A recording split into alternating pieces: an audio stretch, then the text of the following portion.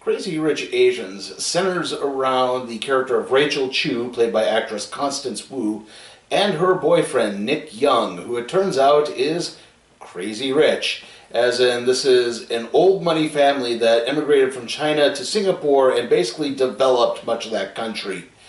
And he brings her home to meet his family and to help in the basically production of a wedding ceremony for his best friend that he is the best man for. And he introduces her to his mother, Eleanor, played by Michelle Yeoh. And Eleanor immediately doesn't like it because it appears that she's common. There's one other thing that happens, which is basically Nick gets found out because he's recognized. Both Nick and Rachel are professors at NYU. I believe Nick is supposed to be a history professor. I don't know if they ever said it completely, but Rachel is an economics professor who specializes in, well, basically game theory, but not video game theory, as in gambling theory. Basically, how to tell blackjack and bluffing and counting cards and stuff like that. And so because of that, anyway, because she's they're out and they're sort of talking, and someone who knows Nick spots him and takes a picture, and it spreads all over social media. So Nick's mother Eleanor gets a picture of it at her Bible club, and sort of again, like I said, does not approve. Shenanigans ensue that Rachel tries her best to impress Eleanor and Nick's grandmother, who's actually kind of the main matriarch of the family. Nick's father is away on business. You get a few other members of Nick's family popping up. Mainly is Astrid, who is the one that Nick is the closest to and is kind of most like Nick. She does a lot of charity. She's kind of skewed the family business in favor of more charity work. She also married a fairly common person, a former military captain who's recently made it big in the tech market. Unfortunately, kind of as goes on, it turns out that this, Michael is his name, this guy is having an affair, and the marriage falls apart. Yeah, so, unfortunately, it's not all happy stories. And, like I said, it's basically Rachel's trying to impress, trying to hold her own. Eleanor does not approve. A lot of not quite ex-girlfriends, basically girls who want a shot at Nick, don't approve either. They do everything they can to torment Rachel. One sort of starts to befriend her, and then kind of stabs her in the back. Is working with, basically saying, Eleanor doesn't approve. Oh, you really think Nick might settle for you, or you think you're just kind of a short-lived thing, or Nick was supposed to return to the family and take over the business, a couple of years ago, but then he met you, and now he didn't do that, and he might have to give up all of this for you, and you think it's really worth something, and yeah, it turns out like she's just another backstabby bitch. And again, a lot of shenanigans. So the wedding occurs, and it's then revealed that Rachel, who has been telling people that her father died before she was born, and her mother raised her on her own, it's not entirely. Basically, it's not true. It's sort of implied that Rachel did not know this, that her mother kept this from her, but what really happened was her mother was in an abusive marriage, and she cheated on that abusive husband, and when she found out she was pregnant, she basically hightailed it to America. And that's it. And, they can't have that, again, this is old money, so you can't have anything like that possibly coming into it. And Nick is basically enraged. This is your third act breakup, and a few days later he comes back to propose. He basically says, no, I'm going to give this all up. But she doesn't actually want him to give up his family again for her, and she makes an appeal to Eleanor, and basically proves that Eleanor doesn't disapprove because Rachel's common. It's more because Rachel's American, and Americans, we tend to be we're self-centered. And we don't tend to think of the good for the family or the good for the greater whole. We tend to think of the good for us. But Rachel proves that she actually is worthy by saying, like, look, I turned down Nick's proposal because I don't want him to cut you out of his life again. You know, I know how important, you know, the family is to him, and that he really can't just give this all up, even though he might. You know, it would probably cause him a great amount of pain. And that actually turns out to be enough to win Eleanor over. She actually gives the ring that Nick's father gave her when he proposed, because it turns out, yeah, she too was, you know, the outsider that was never enough. And then, you know, obviously it ends with them not quite getting married, but yeah, basically getting engaged.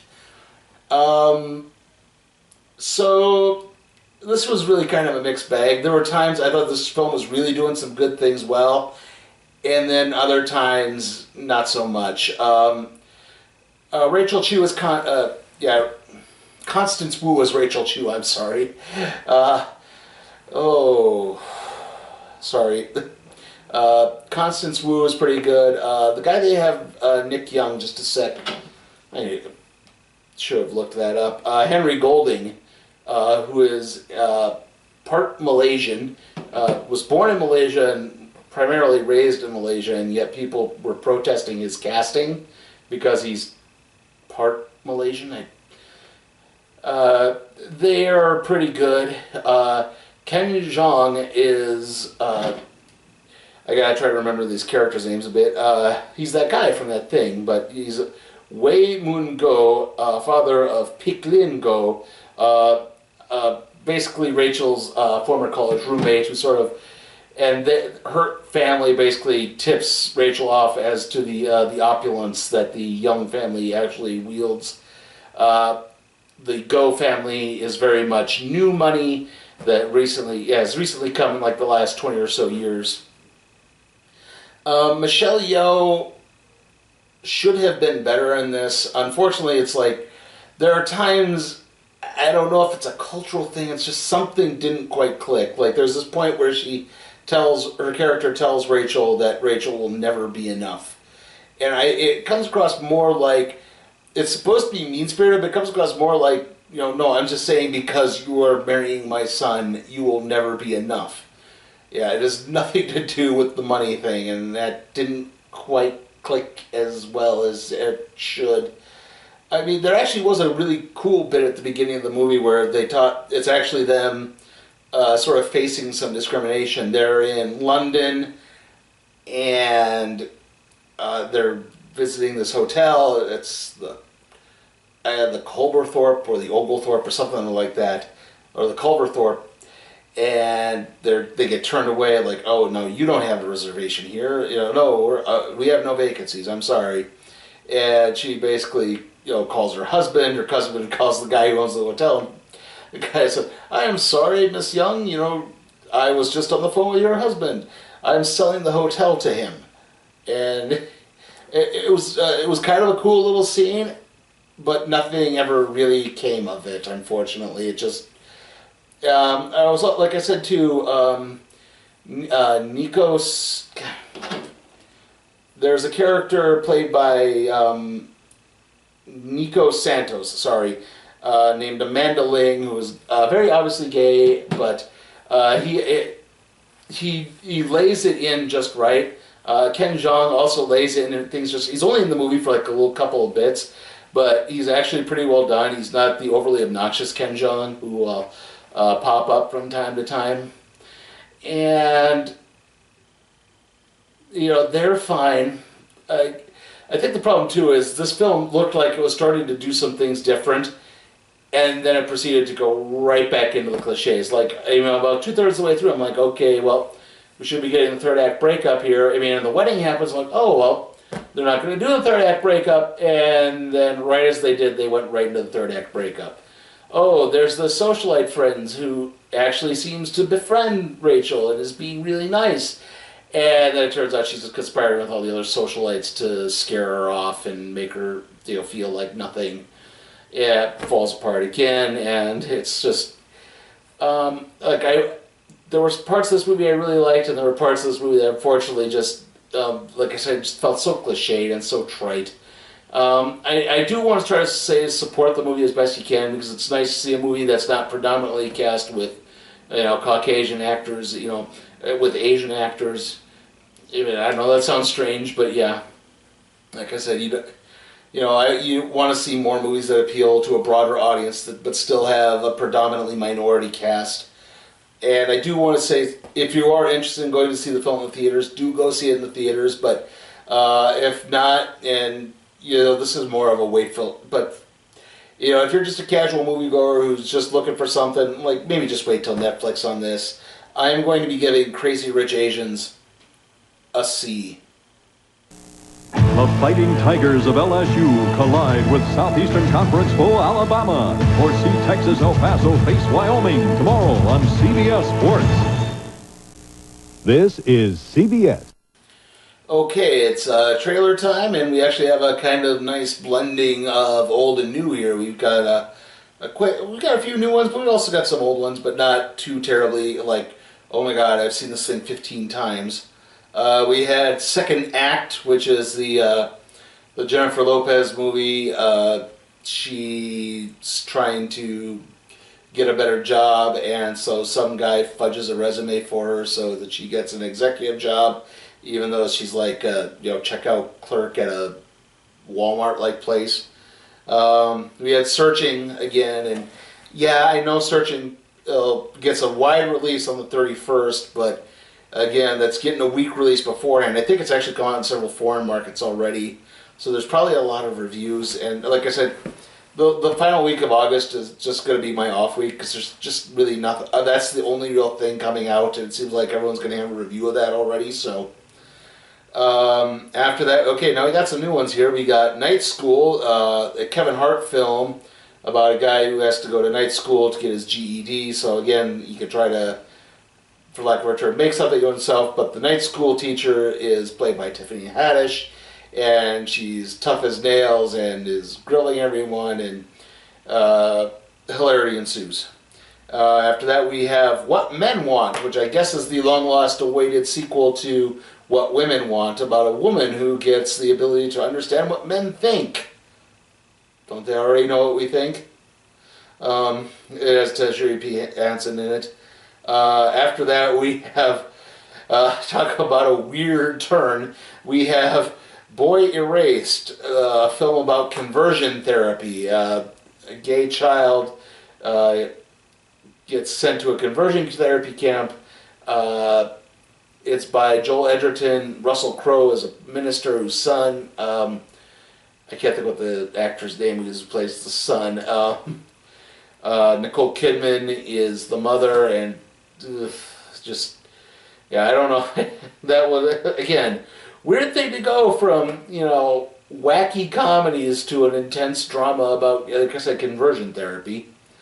Operation Finale, this is about the Israelites locating Adolf Eichmann and bringing him back to stand trial in Israel for his crimes during the Holocaust.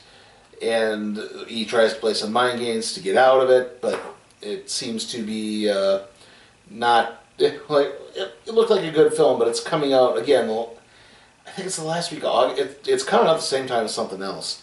After that, we have Widows.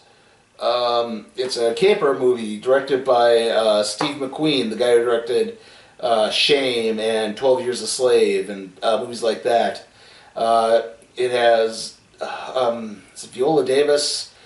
She was married to Liam Neeson, who was killed while robbing a very wealthy man who was trying to kind of blackmail her into subservience. But she leads a group of the widows who fight back against him and try to rob him again.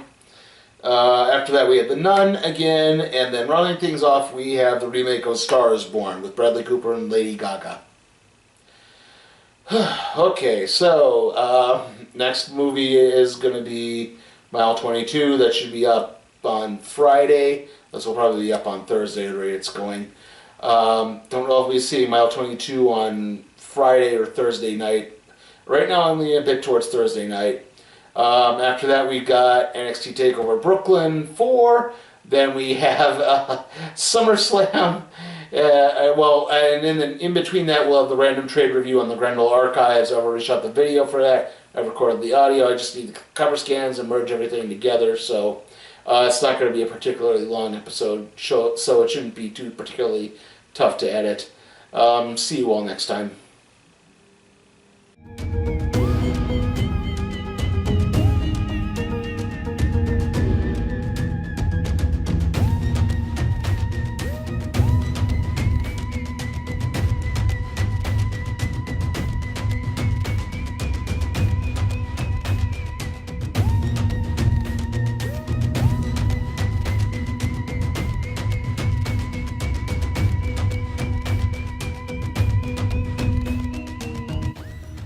Hey guys, is there a movie you want me to tackle? Even if it's some stinker like Baywatch or the Emoji Movie or something else? Check out my Patreon at Sleepy Time for Cat Productions. See how you can make that happen.